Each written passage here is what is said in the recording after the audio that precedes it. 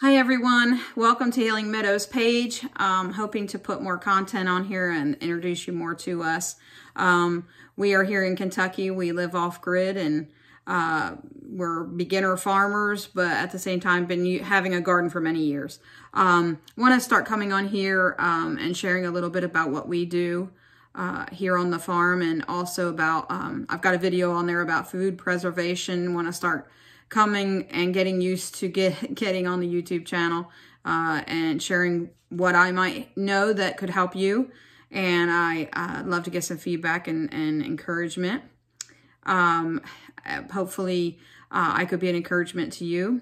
I want to share some of the things that I, as a vegan around the holidays, that sometimes is a challenge for some people, thinking, oh, what do you eat? What do you eat? I've been told, what do you eat? Just grass? And I was just like, I don't even know where that comes from. But anyway, we got all the fruits, all the vegetables, all the starches, and carbohydrates. And I wanted to talk about what our meal consists of. Contrary to what others think, we still like to taste our food and have it taste good. And with the holidays, it is usually about eating. A lot of it is. But hopefully it's about also spending time with your loved ones. But I know eating is a big part of our lives. We spend a lot of times cooking, preparing, and eating. And what I like to do is I like to feel good after I'm done eating. So that's what this channel's about. That's what our products are about. Our products are about using natural things on our body, but also natural good things to put in our body, because we are what we eat. Talking about the holidays consist of turkey and all these different things, cranberry sauce, mashed potatoes, sweet potatoes, green beans, pies, stuffing, rolls, different things like that. Out of all those things, except for the turkey, everything's pretty much a vegetable or made with a grain of some kind, or a fruit or a vegetable. And so I wanted to tell you a little bit about what we do for our meal. Even though we are plant-based, I used to eat meat. And when people were meat eaters, they still want their plate to look similar to yours. They still want it to have like a meat, potatoes, and a vegetable. And not for every meal do I have to have it, but it is nice to have that, because it feels like you feel that's what you were raised with. That feels comfortable. So we like to make meat alternatives. One of the meat alternatives that we like is oat burgers. It's made out of quick oats or rolled oats. And we make it with a savory, so we make it with either soy sauce or Bragg's liquid aminos or coconut aminos. And then we mix it with different herbs, Italian seasoning, salt and garlic powder and onion powder. And I'll share some recipes, but basically we make it into a patty and we either bake it or cook it on the top of the stove, and it makes for a really nice alternative. And we serve it with some gravy, and our gravy just doesn't have like fat drippings from a turkey or whatever. It's made out of nuts.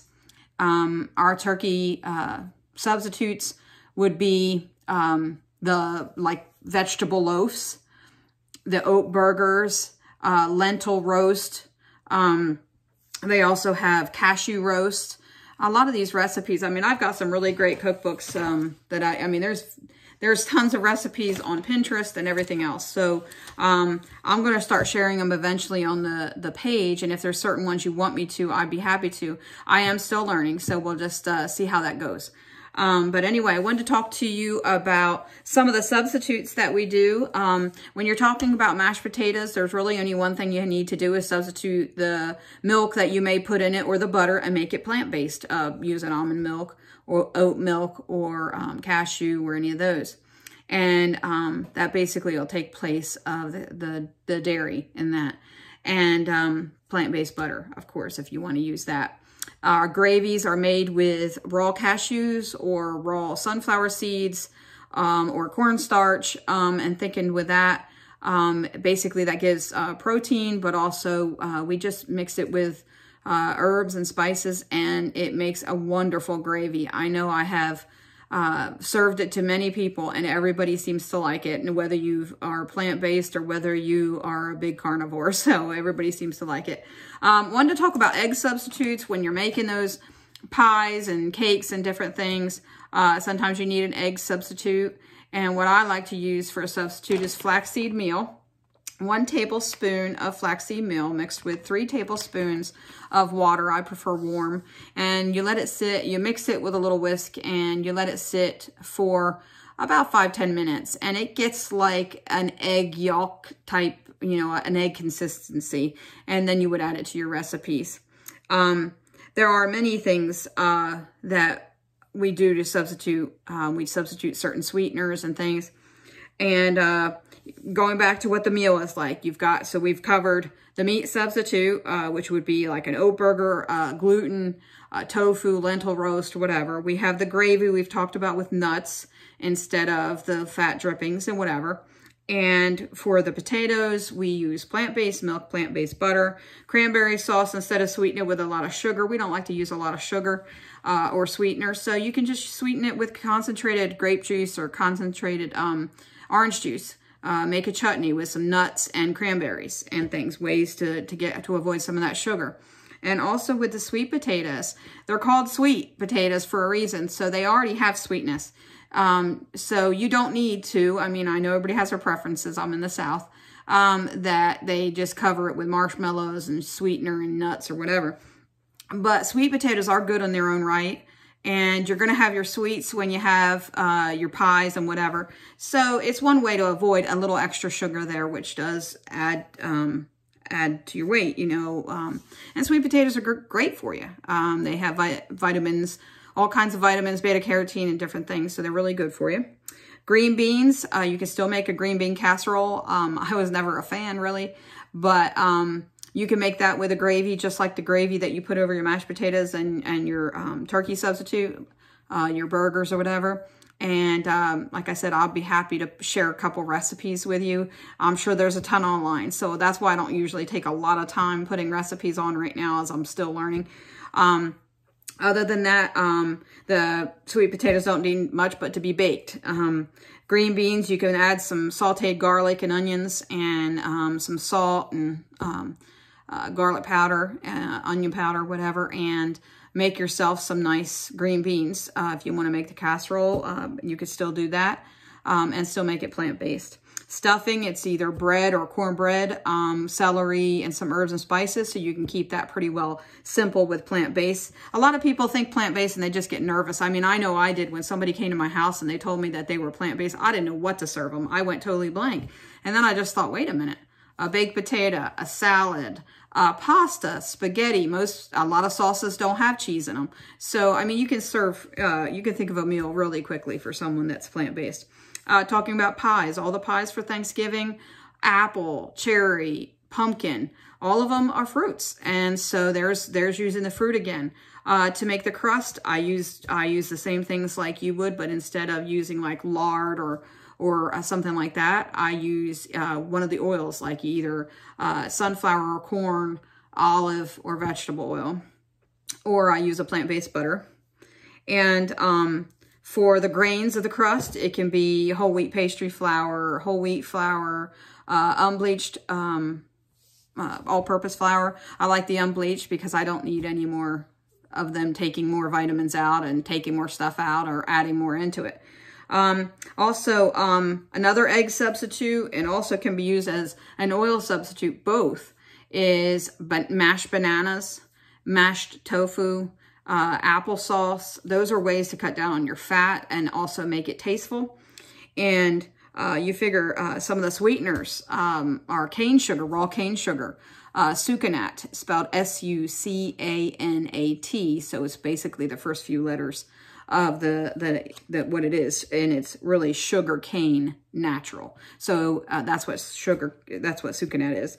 Maple syrup, honey, agave, monk fruit. I have some monk fruit here. You can use that 1-to-1. 1 cup of this for 1 cup of sugar. It can be used the same way. And that's with most of that. Coconut sugar, same thing. Coconut sugar and the sucanat I think those are the two that have more like a brown sugar taste to them. but very, very nice flavor that they give to it, and you don't miss regular sugar. The reason why we don't use white sugar is because it's whitened using a charring technique, which uses animal bones. So your regular like Domino sugar and different ones like that, they use animal bones to make that white. You can look it up online and see how they do that. You know, for your grains, also for the, I forgot, I didn't even think about it, but also you can use for any of your recipes when it comes to crust for the pumpkin pies. I'm pointing because I just made pumpkin pies. You can use an almond and oat. You just have to watch because sometimes they can come out a little tough, a little hard. So you just kind of have to tweak your recipes. And like I said, I don't put a lot of recipes because you can go on Pinterest, you can go anywhere and get a bunch of recipes. But I'm happy to share some of mine personally that I know are guaranteed to come out. And I'll get used to more of the YouTube and do that. But I wanted to talk to you a little bit about that. Wish you a happy holidays. And also wanted to talk to you a little bit about, my time's rolling here. I wanted to keep this short. About a cinnamon substitute that I make. Basically, I don't use any cinnamon in my products unless I use a Ceylon cinnamon, or I use sometimes an essential oil, cassia cinnamon. In 2 pies, I only used 1 large drop because essential oils are extremely strong. But for my cinnamon substitute, the reason why I use it is because cinnamon is an irritant to your throat. It can be also a source of heartburn. A lot of times when I used to get eat pumpkin pies or eat apple pies, they had so much cinnamon, and I love the smell.